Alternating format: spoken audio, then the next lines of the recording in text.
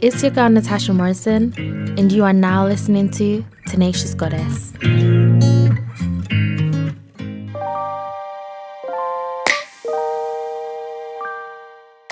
Hey my beautiful queens, welcome back to Tenacious Goddess. Okay, so today we'll be talking with Aahliyah Amerat, and we'll be talking about the 5 major lessons that she has learned from starting her own business. So I don't want to talk about her achievements, so I'm going to allow her to introduce herself and tell you guys a little bit more about her accomplishments. So take it away, girl. Hi, Natasha. Hey, girl. How are you? I'm good. I'm really, really good. Good. Thank you so much for having me on today. Thank you for coming. You are welcome. My name is Aahliyah. I am the COO of E.A.T.O.W, which is Embracing All Tones of Women, and I'm also the founder of Make Me Great Limited. So those are the 2 companies that I currently work with, partner with, and work on. Yes. Right? You talk about the 5 major things I've learned in business, honestly. 5 major things, because I feel like you are a boss. One thing, guys, let me tell you this about Aahliyah. Aahliyah you're a Taurus, right? And she is a go-getter. I think that's one of your Taurus' traits. You guys really are very ambitious. Like most of the Tauruses that I know are all entrepreneurs and self-employed, literally, and they go hard for the things that they want, and that's definitely you. You're one of those individuals I've seen try different things and try to figure out what you like, and when you don't like something you move on to the next. And I love that about you. You're such a go-getter. So yeah, tell us 5 lessons. Okay, well, I'm not going to say them in any kind of particular order. I'm going to try to, but the first major lesson in starting a business and running a business and owning a business is clarity. And when I say clarity, that is the most simplest form, right? What do you mean? I mean clarity in exactly what I want in my life. Okay. Yeah. So not in your business, but what you want in your life. Exactly. Okay. Yeah. And this is in order, right? Okay. Clarity is number 1. You don't do nothing. You can have all the ideas in the world, but you cannot do anything without having clarity of what you want in your life. Because you need to have a vision, don't you? Right. You need to have the vision. You need to be so clear on what you are willing to accept and what you are willing to do. Okay. To get the dreams and goals that you have with your business. Sacrifices. Exactly. Yeah. So a lot of people kind of go into business and don't really realize the amount of work or effort it might take. It may take up time from your family. It may take time from starting your own family. It may take time from going out with your friends and going clubbing and to the, like, do you know what I mean? You have to really commit yourself. You have to know if you want to build you have to know the 6-7-figure business. Exactly. You have to know the type of business you want to create, but also what you're willing to do to create it. And I think with that, actually, what just came to my mind is you have to have a vision, I guess, because if you don't, then you will quit. Exactly. You will give up at the first moment that something doesn't go right. You'll give up because you don't have that vision. You're not doing it for a purpose. You're just doing it because, I'm doing this because it makes money. I'm doing this because everyone else is doing it. And that's not a good reason to do something, I'm guessing. I don't know. You tell me. No. So you're right. The only thing I would kind of counter is that if your goal is to make money, you need to know the reason why you want to make money. Okay. Right? So having a goal and doing a business because you need to make money is valid. Okay. Right? And I think this is a very British way of thinking, right? How is that? Okay, go how. Americans are very much like, no, I need to make money. Yeah, I need to make money. I want this much. I want this much. I want this. I don't care how I'm going to get that money, though. Right. Whereas British people are a bit more passive when it comes to speaking openly about making money. And if I'm completely honest with you, I'm the total opposite. I'm very very, very frequent in letting you know how much money I want to make. Yeah. If I want to make a multi-million-pound business, you do say that. I will happily tell you. Because if people are not understanding of the level of work I need to put in, which then in turn affects them. Yeah. Right? No one's gonna understand. So I need to be so clear on what I want to do, and this is then, as I said, number one thing that you need to do is find clarity in what you want in life, because that will then determine what you're going to put in, what you're going to take out, what you're going to achieve. Yeah. And I like, honestly, clarity could just go so much deeper than that. It can. Yeah, but if we leave it there. All right. Second thing.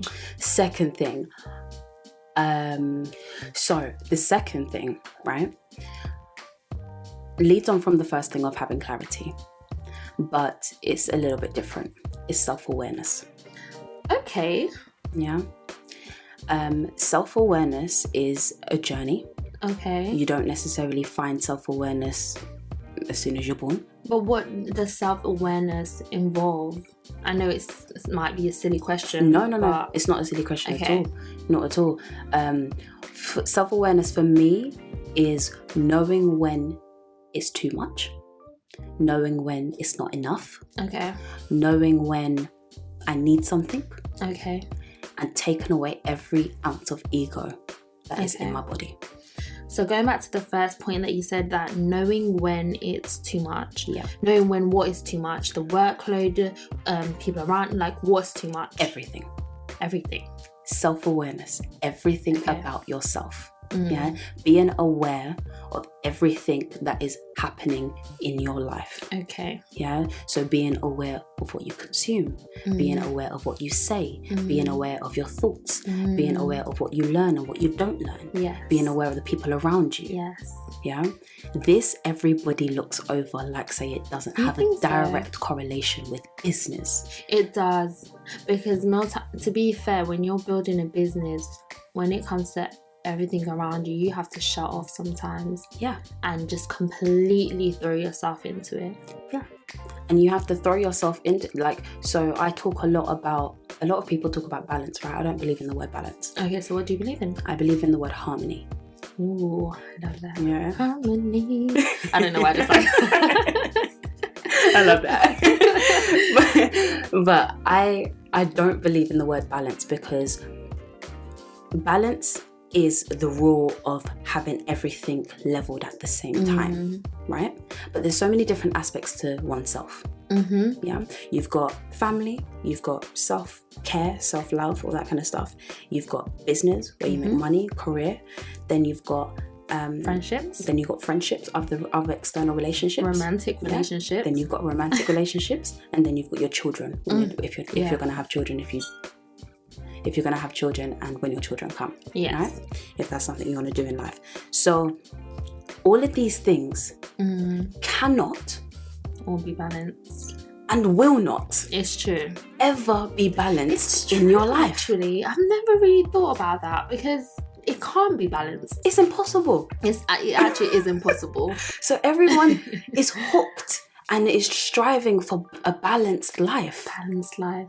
I want to balance work and my life and all that stuff. But that's bullshit. If I'm going to be real about it, that's ridiculous. No, it's true. Harmony, you're right. Harmony. But what is harmony? Cool. So harmony is knowing, and you only get an harmonious life when you're self-aware. Okay. Right? That's why I said self-awareness before I said this statement. Because you have a harmonious life knowing when things are too much or when things are not enough. Yeah. And as I said, that's about everything in life. So business is directly correlated to your personal life. It is. Yeah. One thing that my mentor, my coach actually said to me once was, you never have business problems, you only have personal problems feeding into your business. Yeah. Yeah. And that resonated with me massively, because I was like, what? But then when you look at it, any problem you have, and it could be about marketing, it could be about getting clients, it could be any of those kinds of things. It could be not being 100% clear on what you want to do in business. The only reason why there are problems in business is because your personal life, as in your self-awareness and what you know about your life, is actually the problem. And when you sort that out, your business unravels and just starts becoming perfect. Yes, that's. And you're like, hold on a minute, what? How did that happen? Well, what happened? Right. So going back to what harmony means.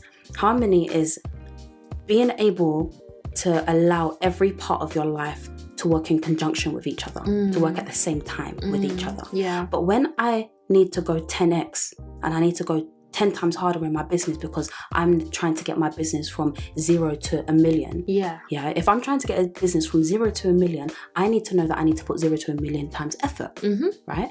That means I can't go out with my friends. No. Therefore, my relationships and speaking to people on the phone about Instagram pictures or memes is going to die down. Yes. Right? It may mean that I may not have enough time to spend with my partner. Your partner, yeah. My partner and our relationship, if I don't put specific time and place for that, that relationship will start dying out and we end up in more arguments and we just don't have a good relationship, right? Because I'm not spending enough quality time with him. Yeah. Or it may be that someone may rely on me. Someone may rely on me, like my parents or something, to do something for them. But you just can't because you don't have the time because you're completely driven towards your business. Exactly. Yeah. Right? And then other times it's going to be like, okay, well, right now my business has to be put on a back burner because, I don't know, my grandma's sick. Yes. And I have to go and look after my grandma. Or I have to go and help them get to the hospital, wherever it may be. Yeah. So at the time that I'm going to the hospital, work is not on my forefront. It's not. Therefore, how can that be balanced? Yeah. And do you know what just comes to mind as you're saying this, actually?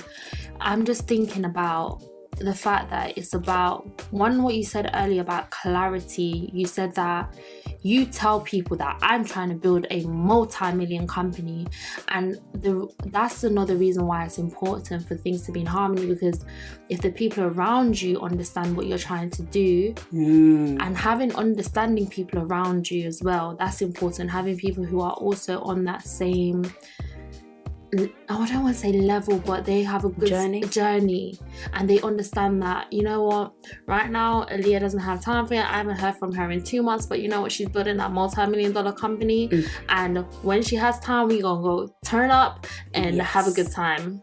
Exactly. And when you allow people to, and I think this is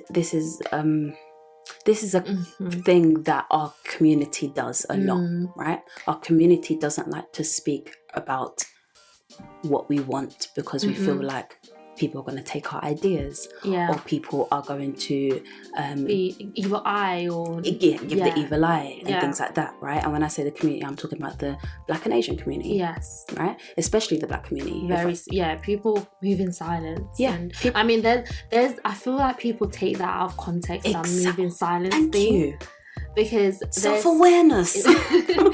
Because I think it's one of those things where the world probably doesn't need to know what you're doing, but if the people around you should have an understanding, I think it comes down to communication, understanding of what you're doing and what's going on, so that when you don't have time for me, I understand that Aaliyah's not going to be able to be there for me emotionally because she's pouring into her business, and I shouldn't be upset with that because I support your business and I want you to do well. The moment I start to feel some type of way, then you have no place in my life. I have no place in your life because I'm not supporting your dream. I'm now being selfish and wanting you. And this is the thing. What came to mind when you said it was guilt. Yes, the guilt trip. And that's what deters a lot of people. I know for me personally and my growth journey, it was guilt. It was guilt and judgment. I was afraid that if I was to step into this new light or become this new person, people are going to say things or make me feel guilty for wanting more. Or who do you think you are? Who do you think you are? Oh, you're moving different. You're acting brand new. But we're humans. We're meant to grow and evolve. You're not meant to stay exactly the same. Exactly. If I tomorrow wake up and say, you know what? I want to become a scuba diver. Scuba diver, say it right. I'm saying it right. I want to become an astronaut. Whatever it is. An astronaut. Yeah. You should support my dreams. Yeah. You could tell me, like, girl, but like, okay, being realistic. But if I was to say to you, you know what, Aaliyah, I have this amazing idea and I really want to start an ice cream company. I just love ice cream and I'm going to make homemade ice creams and I've been doing it in my free time and I think I can turn this into a business. I feel as though the people around you should turn around and say, yes, girl, do it. And be understanding and supportive. Yeah, but then also, I think, even if they don't do that, know who your friends are. Oh, child. know, and this is self-awareness, right? If you know who the people around you are and what they're capable of and what their mind frame is, you know what to do with yourself. Yes. This is self-awareness. Yeah. And should I say another thing as well with and you saying know who your friends are, is because I know I faced this before where there's some of my friends I didn't want to share my accomplishments with, not because they're not good people or anything, but just because I knew that they would have something negative to say, and I'll share with everyone else except maybe that one person. And it made me think, but then why are you my friend if I can't share this with you? That means there's some sort of distrust and disconnect there. Yeah. And the thing is, I speak to so many people and they say this to me. I'm like, but why do you have that person in your life? I'm like, oh, but they're really good and they're this and they're that. And we make excuses for people. 100%. And that brings me on to something that Lisa Nichols has said before. I love Lisa. I know, she's just amazing. But she goes, it's not going to be word for word, but she basically says, you can't try to help the people in your community when you're broke. Right? It's impossible. Is it her door example where she was like, you're trying to fit everyone through this small door and take them with? Okay. No, not that example, but I know it is like that. Okay, carry on. No, but she basically says that when people, so going back to kind of what you said about people looking at you thinking that you're brand new and you're moving all sideways because you're leveling up in the world, right? But Lisa very, very bluntly turns around and says, well, what do you want me to do? Sit there and stay broke with you? It's true. Like, but misery love company, and love company. But guess what? Misery don't take place in my life. It doesn't. Misery don't have no space in my life. No room, because that blocks growth. It blocks growth. And if it means that me and you have to not communicate anymore because you're now going to hinder my growth, I'm sorry, see you later, babes. I don't care if you're my mother, my father, my brother, my cousin, my friend, my boyfriend. See you later. And you know what? That's something I was talking to my friend yesterday. I was saying that was something I struggled with, was letting go of friendships. Yeah.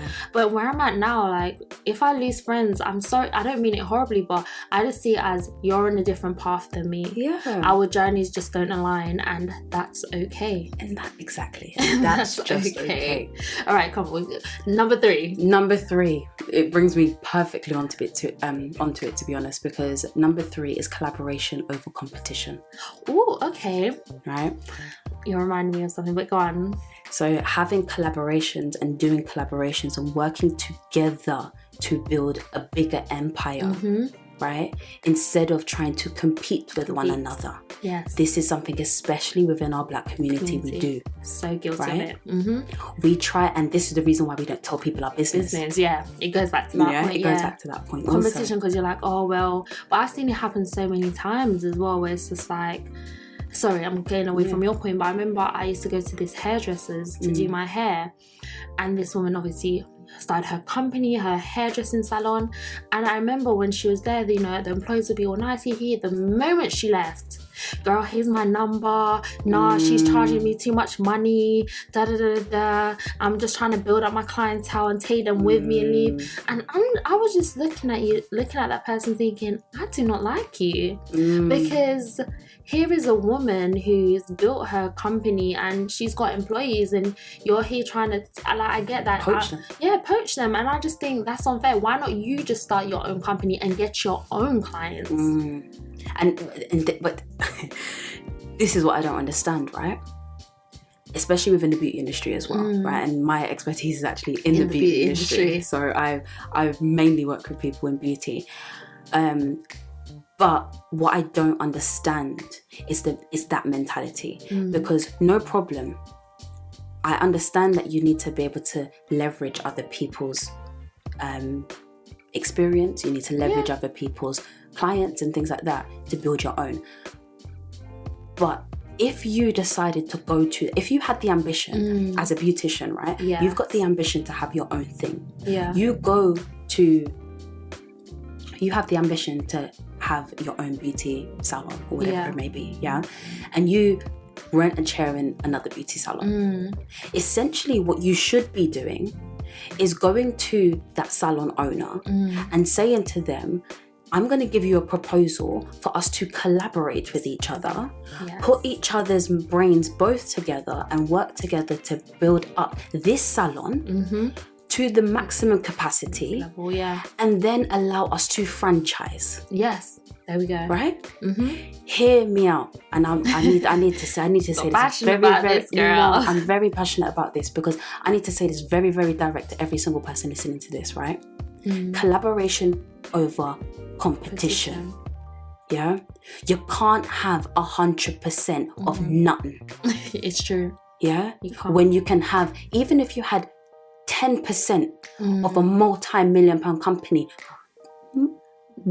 girl, you smiling, you're happy, yeah, right? I don't know if anybody saw or if anybody's even interested in things like this, but I'm a bit of a geek when it comes to entrepreneurs. The first self-made youngest female billionaire in the world. Okay, I saw an article about this, but she only owns 12% of her company. Ooh, 12%. Listen to me. 12% of her company has made her the first female self-made billionaire. Not millionaire, not a couple 100,000, billionaire. She only owns 12% of the company. Please let that resonate, right? All of you that try to be greedy and want your name on the wall for clout. Yeah. Because bear in mind, you're going to be broke. You're going to be broke, Satel, with the clout. But the clout don't make you no money. It don't make you no money. Right? Which brings me very nicely onto my fourth one, because I'm conscious of time. I don't want to kind of go on and I speak about this consistently throughout all of my training programs, throughout all of my Instagrams and everywhere that I speak. This is all I talk about. You're going to have to give us the deets at the end. 100%. For sure. But 100%. what are we on? Number 4. Number 4. Find yourself a coach. Mentorship. Yeah, get yourself a mentor. Find yourself someone that can tell you what to do so you don't have to go through the trials and tribulations by yourself. Right? And that's something I learned as I've gotten older. I'm like, there's certain lessons in life you just don't need to make the errors to learn from. And it's so weird. I think about when I was in college, and do you know I'm in college, I'm like, don't do this, don't do that. And what do? You go to college and do everything they told you not to do. Your parents will say, don't do this, don't do that, and you just keep doing it. And I got to a point in my life where I said, no, I can't be doing this anymore because time's of the essence. Exactly. Why should I make these mistakes by myself when I can just learn from someone who's older and wise and who's been there and done that? Let me stop you real quick. No? They don't have to be older. Oh, true. They don't have to be older. Yeah. It has got nothing to do with their age. Asian experience is not. Yeah. It's got nothing to do with someone's age. You just need to go. Because everyone has different life experiences. Precisely. It's true. Yeah. True. As young people, we have gone through so much probably in life. More than the previous generation. Exactly. Yeah. And I cannot stress enough, you don't need to make the mistakes by yourself. No, you just need to. And guess what? The mistakes are usually made just because of your mindset. It's not because you don't know the knowledge, because guess what? The knowledge is free. We've got the University of Google. Yeah, we've got the University of YouTube. You've got books, even if you just want to read podcasts. Exactly. Like knowledge is not what you're paying for. It's the implementation of that knowledge. Because if somebody understands that the reason why they're not where they want to be is because their mental space is not okay, i.e. every single day no one wakes up motivated every single hour of the day. No, it's impossible. Right? And it's not impossible on a negative thing, it's just humanly impossible. We're humans. We have so many things that drive our emotions, right?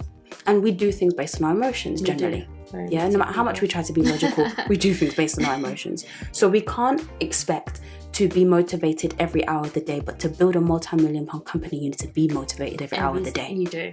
So how do I do that? I do that by having somebody else hold me accountable. A lot of us just feel like, oh, I'm going to waste that money, I'm not going to do that. They don't see the value in it because... Exactly what you just said. They don't see the value in it. They don't see the value in it. That doesn't make them cheap. Because bear in mind, right? How many times have you bought a designer bag that cost you over 600, 700, 800, maybe $1,000? Yeah, it's true. Yeah, you're right. A bag. It's true. A bag. It don't do nothing for you. But then it comes back to the thing as well. Another thing, because I've heard people say is, well, I'm not going to give that person my money. All they're doing is telling me stuff I already know. What did I just say? Implementation is what you're paying for. The knowledge is free. Yeah. The person who's going to hold you accountable. And the next thing I was going to say to that is people don't value what they don't pay for. 100%. People don't value that what is a whole they other pay topic, for. but yeah. 100%. Like literally, if you don't pay for something, you won't value it to its true extent. Yeah. How many times have you gone out to eat and when someone else pays, the food tastes so sweet? The food tastes so good that day. Or when you take someone else's cereal. When you take it, exactly, it tastes so good. But the moment you have to pay that bill, the food just doesn't bang exactly the same as it did before. Yeah. That is actually hilarious. No. But yeah, what's the fifth one? The fifth lesson and final lesson. The fifth one, I'm going to give you guys some practical, a practical lesson that I've learned in business. Okay. Everybody talks about, like, you go to college, you go to university, you go to school and you do business studies, or you may even do like a one-off kind of business course here and there. Yeah. And they teach you about target market. They say to you, it's really important for you to go and learn who your target market is, find out who your target market is, and who is out there in the world doing the same things that you're doing. Yeah. But nobody really understands why they're doing that exercise. Why are they doing that exercise? It's never taught. I mean, I've gone to numerous business courses and I've never actually understood why I cared about my target market. And what we always do, so it's a girl and she's around, I don't know, 25 years old, and she likes makeup. Yeah. And that is the extent that you would go to find in a target market. But you have to go deeper? You have to go so much deeper. Okay. The only reason why you are finding out your target market is to find the market message match. Okay. Meaning your marketing, your marketing and sales is the way you're going to make money in your business. Yes. Right? If you don't know who you are making money from, or who your target customer is, you don't know how to sell to them. Yes. Because you don't know what they want. Yes. Right? So finding your target market is based on your marketing. Yes. That's it. But your marketing is your whole business. Yeah, it is.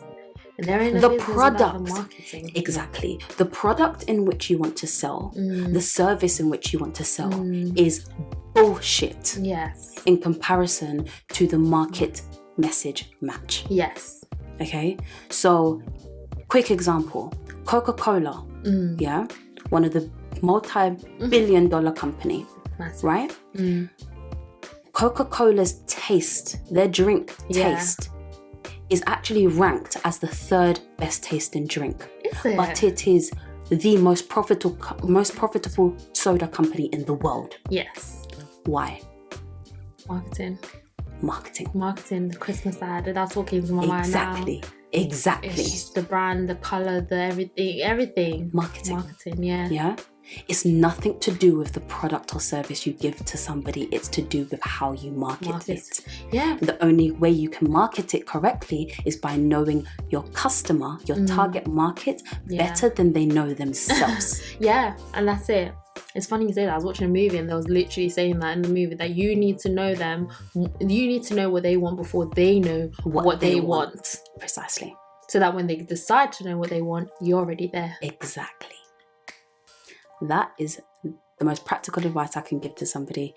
And yeah, those would be my 5 main things that I learned. All right, so to wrap up this show, I just want you to tell us where we can find you. I'm going to leave all of everything you say about where everyone can find you in the show notes, but just tell everyone, how they can connect with you. Perfect.